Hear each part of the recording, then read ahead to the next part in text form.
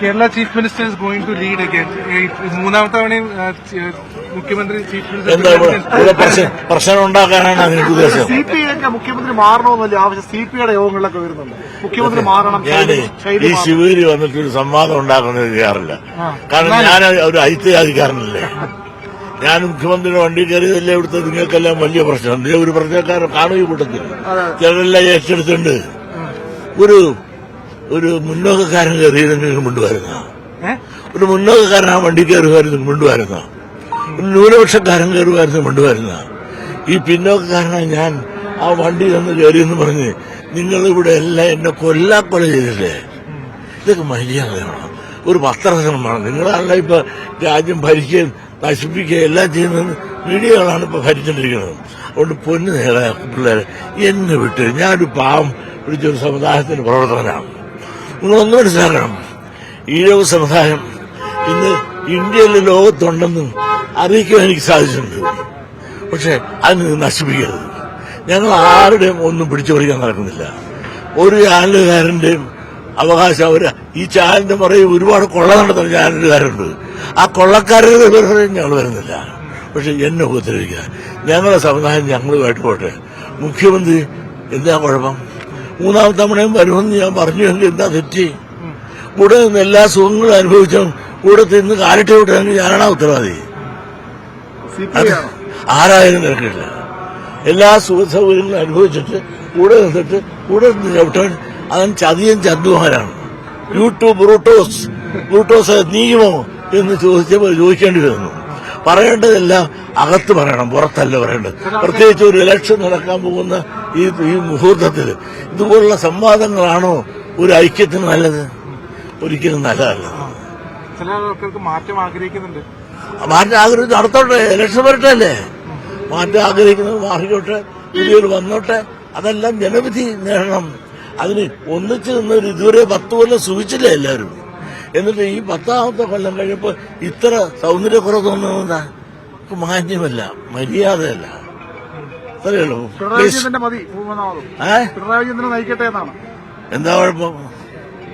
ഇനിയും നയിക്കട്ടെ, മൂന്നാമതും നയിക്കട്ടെ. അതിന് എന്താ കുഴപ്പം?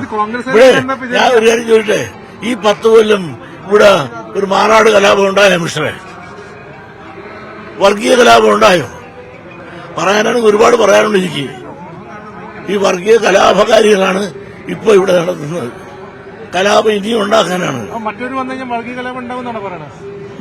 കണ്ടുണ്ടായിരുന്നില്ലേ? അത് ഇനി ഉണ്ടാകണോ ഈ രാജ്യത്ത്? ഒരു മാറാട് കലാപം ഉണ്ടായില്ലേ? എന്തെല്ലാം കലാപം ഉണ്ടായി ഇവിടെ ഈ 10 കൊല്ലം ഭരിച്ചിട്ട് വർഗീയ കലാപം ഉണ്ടായോ മിസ്റ്റർ? അത് മാത്രം നിങ്ങൾ അടക്കമുള്ള കൊള്ളകളും ഈ സമയത്ത് ഉണ്ടായിട്ടുണ്ട് പിണറായി വിജയന്റെ കാലഘട്ടത്തിൽ. അത് കൊള്ള നടത്തിയവനെ പിടിക്കട്ടെപ്പാ. അതിനാർക്കാവശ്യം? കൊള്ള നടത്തിയവൻ ആരായാലും പിടിക്കട്ടെ. അതിന് പിണറായി എന്ത് ചെയ്ത്? അവർ ശക്തമായ നടപടി എടുക്കുന്നില്ലേ? കോടതി പറയുന്നത് എല്ലാം ചെയ്യുന്നത്. ആരെന്ത് ചെയ്ത് ശബരിമലയിൽ അവനെല്ലാം അനുഭവിക്കും. പിന്നെ ഞാൻ പണ്ടേ പറഞ്ഞിട്ടില്ലേ അയാൾ കൊള്ളക്കാരനാണെന്ന്?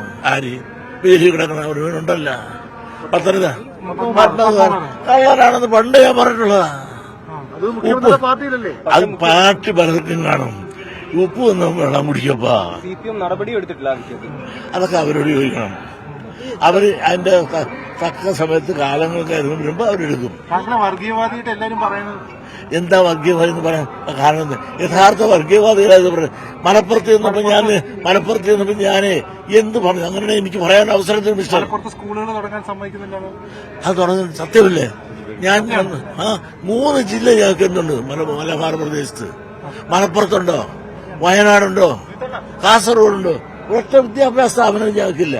ഈ ദുഃഖം ഞാനൊന്ന് പറഞ്ഞുപോയി. സ്ഥലം എല്ലാം ഉണ്ട്. അനുവാദം തരണം സർക്കാരിന്റെ. ഇപ്പോഴത്തെ അല്ല, അന്ന് ഞങ്ങള് റിപ്പോർട്ടറെ നിങ്ങൾ കുറെ നാളായി നിങ്ങൾ തുടങ്ങിയിട്ട്. കുറെ നാളായി തുടങ്ങിയിട്ട് നടേശനാണെന്നാണ് പറയുന്നത്. കൂടെ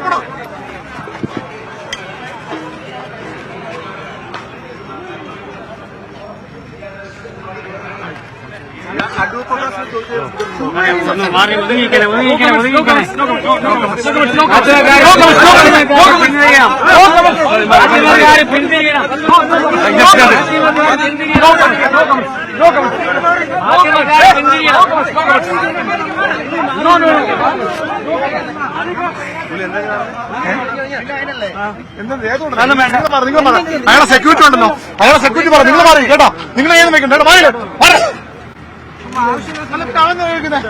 പുള്ളി പറയട്ടെ, പുള്ളി പറഞ്ഞു ഓക്കെ, അത് പുള്ളി പറയാം. എവിടെ കഴിക്കുന്നത് അത് വേണ്ട കേട്ടോ, ആ പരിപാടി കഴിക്കട്ടെ എവിടെ അത് കഴിക്കട്ടെ, അങ്ങനെ അത് വേണ്ട, പുള്ളി പറഞ്ഞു ഓക്കെ, അത് ഓക്കെ.